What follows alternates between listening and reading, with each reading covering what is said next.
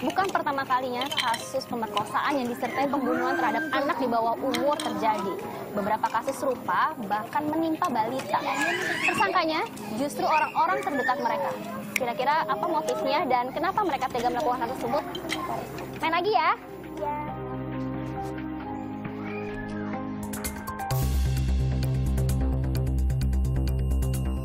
Oktober 2015 menjadi peristiwa tragis yang merenggut nyawa PNF, bocah perempuan berusia 9 tahun yang tewas karena kekerasan seksual. Tak hanya itu, mayatnya kemudian dibuang ke dalam kardus. Berdasarkan hasil penyelidikan Polda Metro Jaya, pelakunya adalah Agus Dermawan, yang notabene adalah teman baik ayah PNF sejak kecil. Agus ditetapkan sebagai tersangka setelah polisi menemukan 3 alat bukti dan penggunaan narkotika jenis amfetamin. Agus pun dijerat pasal berlapis, yaitu tentang pembunuhan berencana dan Undang-Undang Perlindungan Anak dengan ancaman hukuman mati.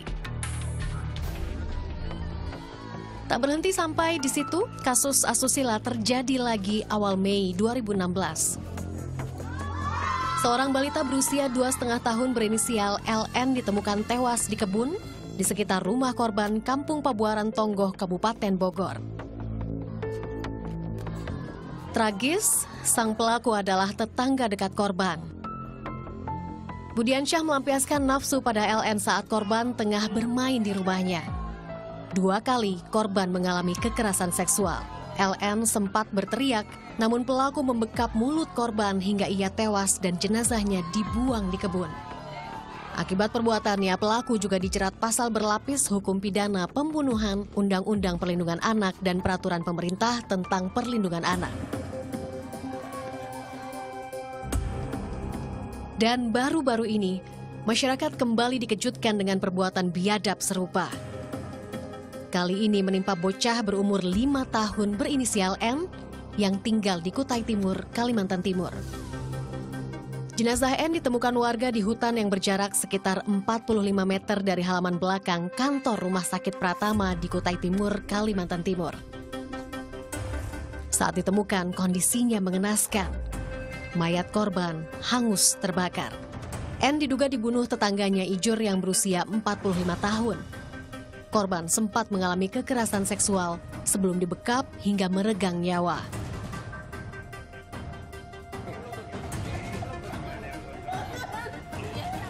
Dari serentetan kejadian pemerkosaan disertai pembunuhan anak, Komisi Perlindungan Anak Indonesia (KPAI) mengategorikan kejahatan seksual terhadap anak sebagai kejahatan luar biasa atau extraordinary crime. Indonesia dalam tahap darurat. Kami sangat setuju itu, oleh karena itu di sini kita meminta tidak hanya pada Polda Metro Jaya, tapi mungkin dari petinggi, yaitu Pak Kapolri pun juga akan melaksanakan ataupun apa yang sudah dilaksanakan dengan program Gen Aksa, karena itu adalah Impres nomor 5 tahun 2014 tentang Gerakan Nasional Anti Kejahatan Seksual Terhadap Anak, itu diimplementasikan di seluruh wilayah NKRI kita, karena kita tahu kasus kekerasan seksual tidak hanya di DKI saja, tapi di beberapa kota lainnya juga seperti itu. Dan sekali lagi, keprihatinan tentang kejahatan seksual, kekerasan pada anak, itu adalah tanggung jawab kita semua. Miris memang, apalagi berdasarkan data Komisi Perlindungan Anak Indonesia, kasus kejahatan seksual terhadap anak meningkat 100%. Dari sekian banyak kasus kejahatan dan kekerasan seksual pada anak, pelaku justru didominasi orang terdekat korban. Motifnya pun beragam. Faktor dendam, pengaruh minuman keras dan obat-obatan, kecemburuan atau asmara, hingga penyimpangan perilaku seksual. Namun secara psikologi, penyimpangan perilaku seksual tidak serta-merta pedofilia. Bisa dikatakan pedofil kalau ini sudah berlaku berulang.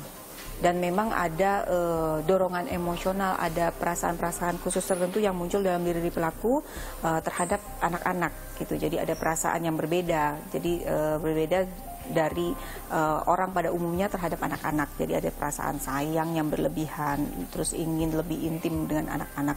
Harus ada perasaan seperti itu dulu, dan ini berlaku berulang kali, itu baru bisa dikatakan sebagai pedofil. Hubungan keseharian korban dengan pelaku juga bisa menjadi salah satu faktor. Tetangga dan kerabat korban misalnya terbiasa melihat keseharian korban dan berhubungan langsung. Tapi sekarang kan justru kebanyakan pelaku itu adalah orang-orang terdekat dari si korban nih.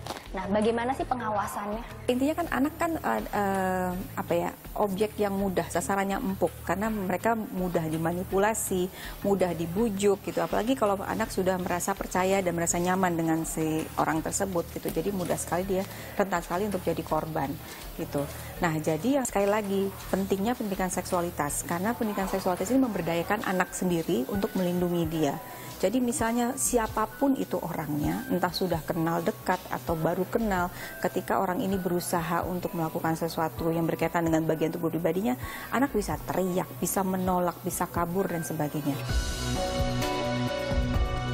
Pada akhirnya keluarga dan pendidikanlah yang menjadi garda terdepan upaya pencegahan kekerasan seksual dan pembunuhan anak. Negara juga diminta hadir, memberikan pendampingan hukum, sekaligus penegakan hukum yang tegas bagi para pelaku. Pridanti Andari, Fitriadi Angga melaporkan untuk NET.